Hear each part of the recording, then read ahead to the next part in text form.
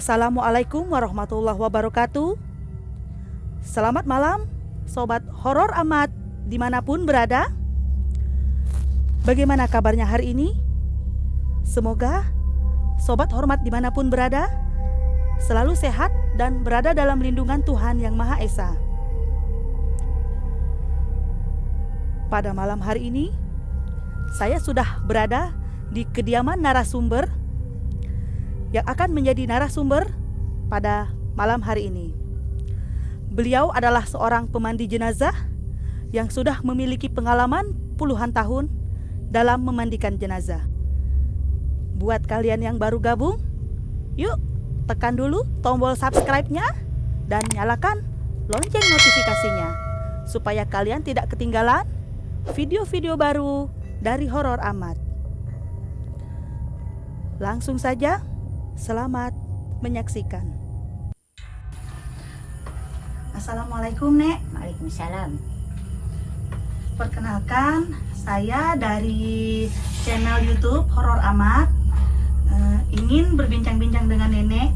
Kalau Nenek berkenan, mungkin kita bisa sedikit cerita, mungkin pengalaman-pengalaman seram yang pernah Nenek alami. Bagaimana kira-kira, apakah Nenek bersedia? Ya, bersedia. Baik.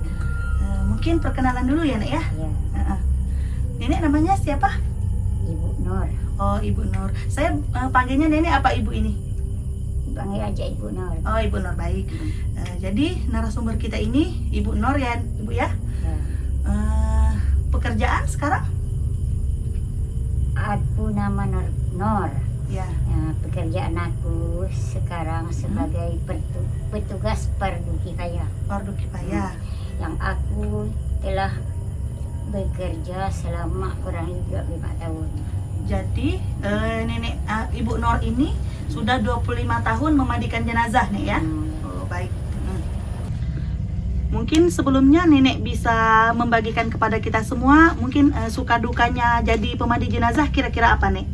Sebenarnya tidak ada yang suka duka, hanya aku berbuat semasa aku sanggup, aku bisa, hanya tujuan aku untuk ibadah.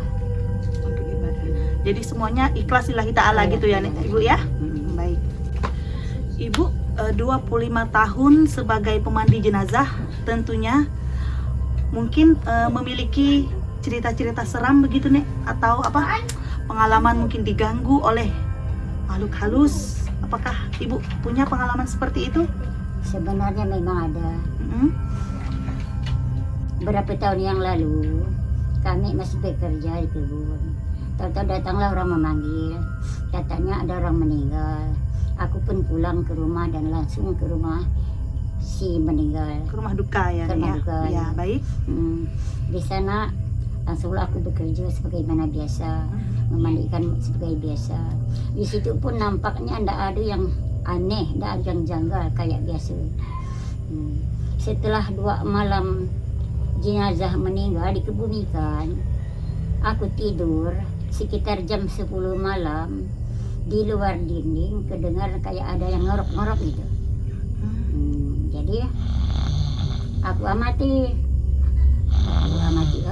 suara apa itu, memang benar kayak ada yang ngorok-ngorok. Jadi untuk memastikan gitu ya, Nek ya. Jadi, untuk memastikan, aku ambil senter, aku keluar, aku senter, lihat sekitar yang berbunyi itu nggak ada nampak satu apapun.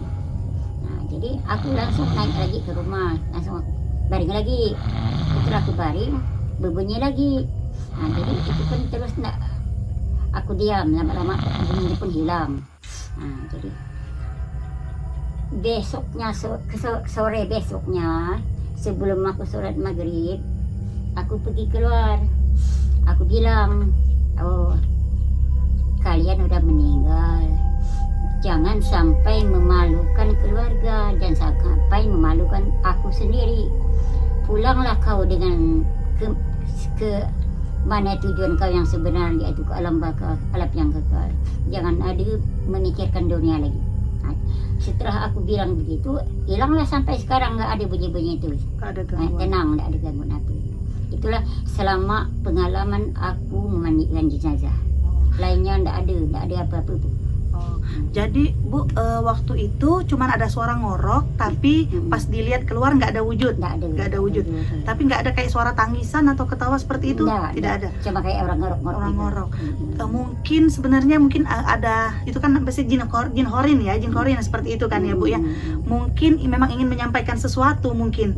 Mungkin semasa hidup almarhum mungkin punya hajat yang belum tersampaikan. Mungkin ingin sebenarnya ingin berkomunikasi mungkin sebenarnya ya. Ya, tapi sampai sekarang nggak ada lewat mimpi pun nggak ada. Nggak ada lewat mimpi. Oh. Terus kalau yang aneh-aneh saat sedang memandikan itu ada nggak Bu? Misalnya ada tiba-tiba matanya terbuka sendiri kah? Nggak pernah. Nggak pernah kejadian aneh-aneh. Nggak pernah. Dan selama 25 tahun itu jenazah yang Ibu mandikan itu maksudnya meninggal normal gitu ya Bu? Normal. Nggak pernah na'udzubillah min dzalik gitu ya? Nggak yang bunuh diri? Nggak pernah Nggak megang? ada. Cuma ada yang meninggal karena mau melahirkan gitu. Cuma ada yang melahirkan anaknya meninggal, dia meninggal. Ada yang belum lahir juga meninggal sama emaknya sama anaknya meninggal semua. Ada juga selama 25 tahun. Jadi dikuburkan itu jenazah dalam keadaan perut membesar. Ada ada yang kejadian kayak Ya. gitu. Jadi ibu sama anak itu nggak ada yang selamat gitu Nggak ya ada Bu ya? yang selamat, ya. Ya. Tapi nggak ada yang aneh malam-malamnya Nggak ada yang aneh, enggak. Cuma selama 20 tahun itu hanya itulah kejadian yang aneh bagi aku. cuma sekali itu. Cuma sekali. Lainnya aman ya, Nek ya. Aman. Oh. Baik Bu, mungkin selain pengalaman seram Ibu yang satu itu tadi, yang ketika memandikan jenazah, mungkin Ibu punya pengalaman yang lain gitu, pengalaman seram, apakah pernah bertemu hantu ataupun cerita-cerita seram lain, mungkin Ibu berkenan untuk membagikan kepada kami Bu? Ya mungkin, memang ada. Ini hanya cerita kalau zaman dahulu. Kalau zaman dahulu orang tuh nggak boleh janji-janjian kalau nggak ditepati. Jadi pada satu hari berjanjilah orang itu dengan saudaranya, katanya mau nginap di rumah saudaranya. Tahu-tahu nggak jadi, nggak beri kabar lagi. Nggak ngasih kabar gitu? Nggak ngasih kabar. Bilangnya mungkin siang aku mau nginap gitu. Siangnya mau nginap. Terus malamnya nggak datang, nggak kasih kabar. Nggak kasih kabar. Jadi saudaranya itu nunggu ya Bu ya? Ya nunggu. Terus? Habis maghrib datanglah seorang yang kaya dengan orang yang mau datang itu. Jadi menyerupai gitu? Menyerupai. Yang bawa anyaman tikar. Jadi sampai di rumah langsung lah nganyam orang itu. Tapi mukanya nggak mau ini, coba kelihatannya nyamping gitu. Nggak mau ngadep lurus? Nggak mau berhadapan gitu. Jadi rupanya orang rumah itu punya anak bayi. Tahu-tahu anaknya menangis. Rewel gitu ya? Rewel gitu, menangis. Jadi kata orang itu bilang sama anaknya yang agak gede, coba tolong ambilkan karung kecampang. Rupanya kalau ketayangan kayak begitu, takutlah kan karung kecampang itu, karena di dalam karung kecampang itu ada bawang merah, ada jeringo, ada bahan-bahan gitu, kayak takut. Jadi akhirnya kabur, nggak tahu kemana perginya, hilang di mata-mata. Jadi tamu tak diundang itu nggak pamit, nggak apa hilang? Nggak pamit, nggak tahu kemana pergi. Apa saat itu maksudnya lagi duduk hilang atau hilang di mata-mata, nggak kelihatan? Nggak pamit, nggak apa, tiba-tiba nggak ada. Jadi itu rupanya bukan orang benaran. Jadi hanya menyerupai ya. Karena itulah, karena janji-janji itu nggak boleh, nggak ditepati.